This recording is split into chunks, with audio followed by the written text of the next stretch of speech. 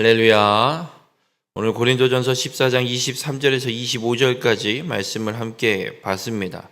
오늘 읽은 본문의 말씀에는 계속해서 방언과 예언에 대한 이야기를 이제 교회의 예배에 참석한 이 믿음이 약한 자와 전도된 이 불신자들 입장에서 교회가 방언만 하면 어떻게 받아들이겠느냐, 그리고 예언을 하게 되면 이들이 어떻게 받아들이겠느냐라는 이야기를 통해서 우리에게 말씀을 하고 있습니다.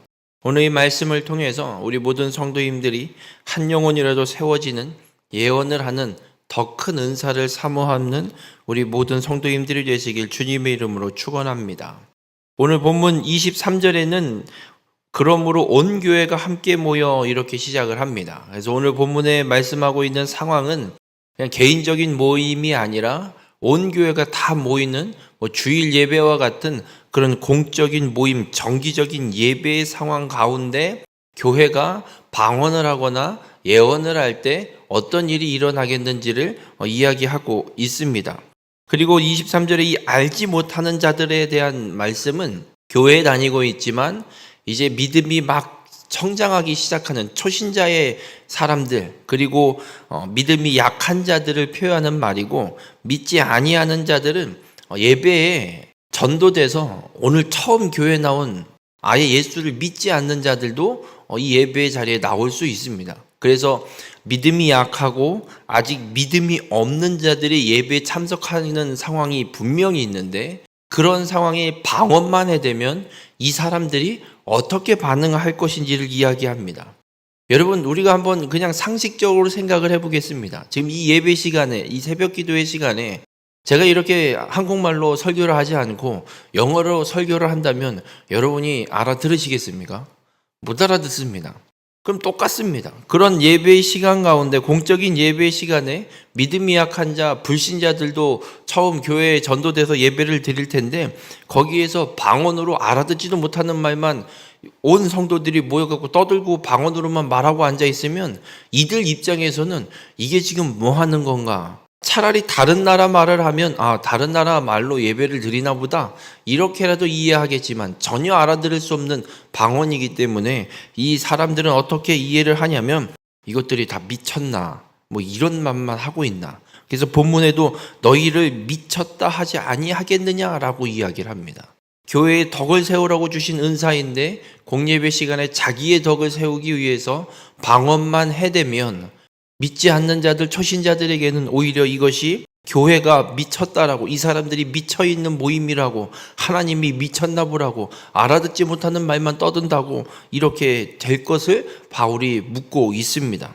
우리 모든 성도님들, 예배 시간에 공적인 자리에서 모두가 방언만 하면 오히려 교회와 하나님이 욕을 먹을 수 있는 상황이 생김을 분명하게 말씀하고 있습니다. 그러면 예언은 어떻게 받아들이게 될까? 여러분, 예언은 크게 볼 때 어떤 가르침 혹은 설교까지도 포함하는 것이 예언으로 볼 수 있습니다.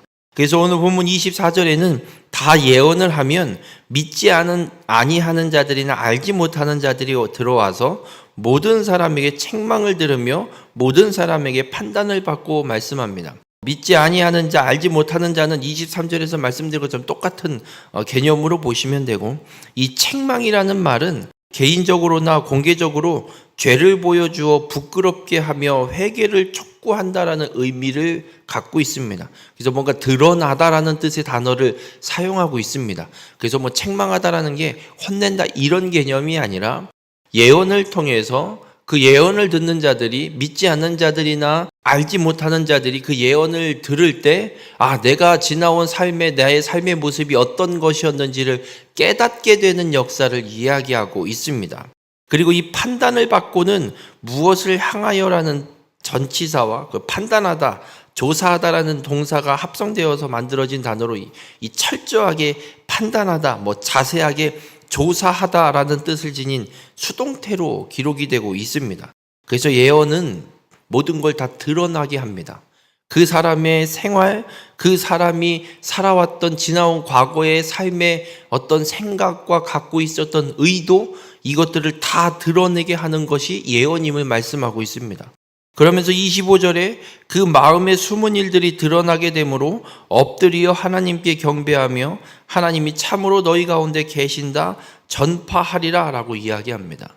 그렇게 자신의 삶이 어떤 삶이었는지 예언을 통해서 다 드러나게 되니까 이 초신자들이 어떤 반응을 일으키냐면, 아, 정말 하나님은 살아계신 분이구나, 내 삶을 어떻게 살아내야 될지를 깨닫게 하시는구나, 그 하나님을 경배합니다, 찬양합니다. 그러면서 이 교회의 모임, 예언이 풀어지고 있는 교회를 향해서 아, 너희 가운데 정말 하나님이 계시는구나 라는 것을 가서 전파하게 된다라고 선언하고 있습니다. 여러분, 예언은 그렇습니다.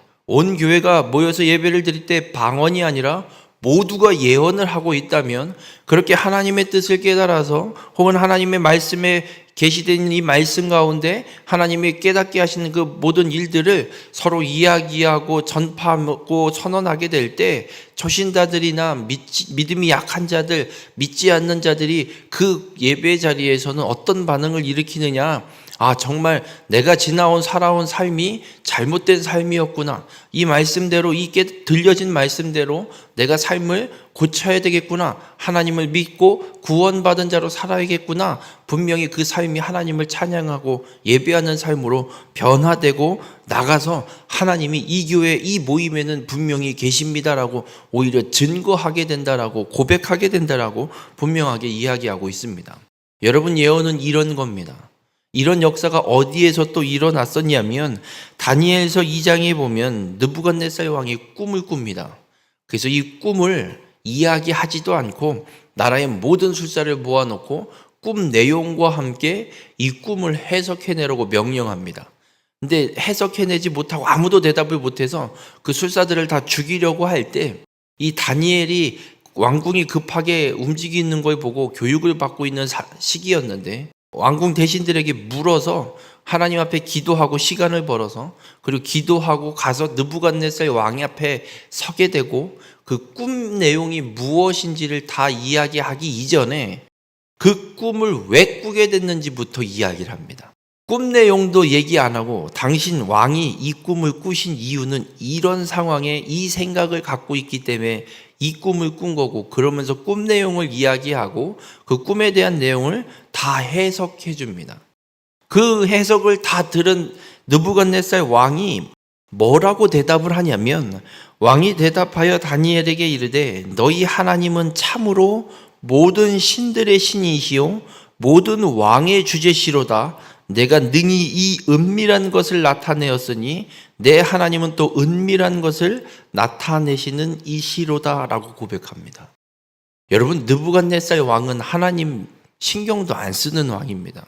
그리고 이 당시에 바벨론이 유다를 전쟁에서 승리하고 포로로 끌고 간 거기 때문에 유다의 신이 패배한 신으로 인식되고 있는 상황이었는데, 이 느부갓네살 왕이 다니엘이 꿈을 해석해 준 이것이 곧 예언과 예언의 은사로 펼쳐지고 해석이 됩니다. 그 예언을 듣고 하나님을 향해서 참 모든 신들 중에 신이다라고 분명하게 고백하게 되는 걸 보게 됩니다. 여러분, 온 교회가 예언을 하게 되면 이런 역사가 일어나게 됨을 분명하게 바울이 선언하고 있습니다. 그래서 방언만 할 것이 아니라 이 예언을 함으로 교회가 더 온전히 덕을 세우는 믿음의 공동체가 되어야 함을 분명하게 말씀하고 있습니다. 우리 모든 성도님들, 모든 교회가 그렇게 알아듣지 못하도록 방언만 하고 있으면 오히려 미쳤다는 소리를 듣게 됩니다. 그러나 모든 교회가 공예배 시간 이 자리에서 예언을 하고 있으면 느부갓네살과 같은 고백이 풀어지게 됨을 믿으시길 바랍니다. 그러므로 우리 모든 성도님들, 은사를 사모할 때 예언하기를, 더 큰 은사를 사모하는 자가 되시길 바랍니다. 그렇게 예언의 은사, 그 더 큰 은사를 활용하는 자가 되어서 불신자들에게 하나님이 살아계심을 온전히 증거하며 살아가는 우리 모든 축복의 성도님들이 되시기를 주님의 이름으로 축원합니다.